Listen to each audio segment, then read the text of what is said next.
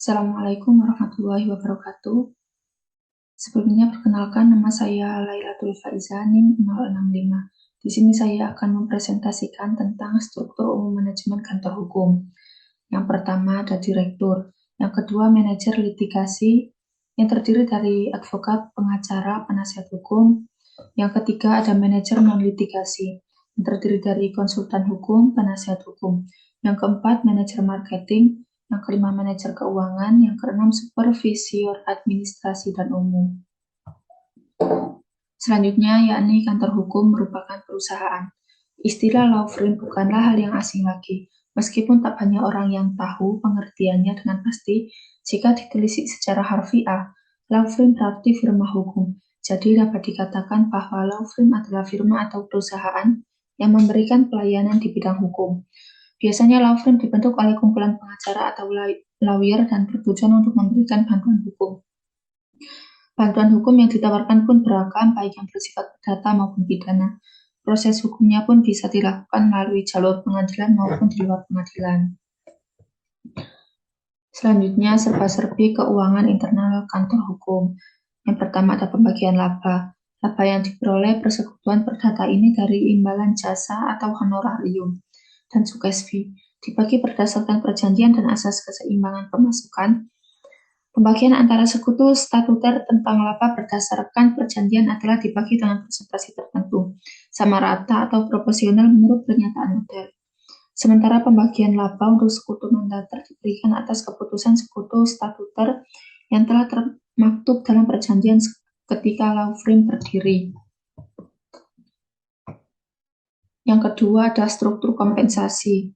Kompensasi dalam kerangka kantor hukum meliputi penghasilan yang terdiri dari gaji, tunjangan, uang lembur, uang kesehatan, dan bonus khususnya kepada lawyer. Gaji diberikan pada saat law firm sudah berkembang menuju kemapanan. Sementara jika law firm masih dalam tahap operasi di awal pendirian, gaji belum diberikan. Sebagai kompensasinya, maka setiap lawyer memperoleh pembagian pendapatan dari lawyer fee dan sukses fee. Struktur penghasilan yang diterima semua unit organisasi diatur tersendiri di dalam anggaran rumah tangga atau ART. Dan ketentuan perusahaan lainnya, setiap organisasi jasa hukum tentu memiliki kemampuan berbeda dalam menghasilkan pendapatan. Terdapat beberapa pos untuk mengalokasikan penerimaan setelah dikurangi biaya operasional organisasi law firm, yaitu alokasi gaji, pembayaran jasa perantara klien atau marketing fee, pendapatan perusahaan yang dapat diuraikan secara normatif sebagai berikut. Yang pertama, gaji. Para profesional lawyer untuk sebuah law firm yang mapan dapat memperoleh gaji. Bila gaji sudah diberikan, maka para lawyer yang menangani perkara seharusnya 2 orang atau lebih berhak untuk memperoleh 25% dari nilai lawyer fee dan sukses fee, sehingga law firm Anda dan sekutu Anda akan memperoleh pendapatan sebesar 65% dan sisanya 10-15% adalah marketing fee. Jika sebuah law firm belum mampu memberikan gaji kepada para profesionalnya, maka setiap penerimaan lawyer dan sukses fee dibagi secara proporsional sebesar 50% untuk tim lawyer, 40% untuk perusahaan, dan 10-15% untuk jasa perantara klien. Yang kedua ada pendapatan perusahaan. Law firm berhak atas porsi pembagian pendapatan dari lawyer fee dan sukses fee.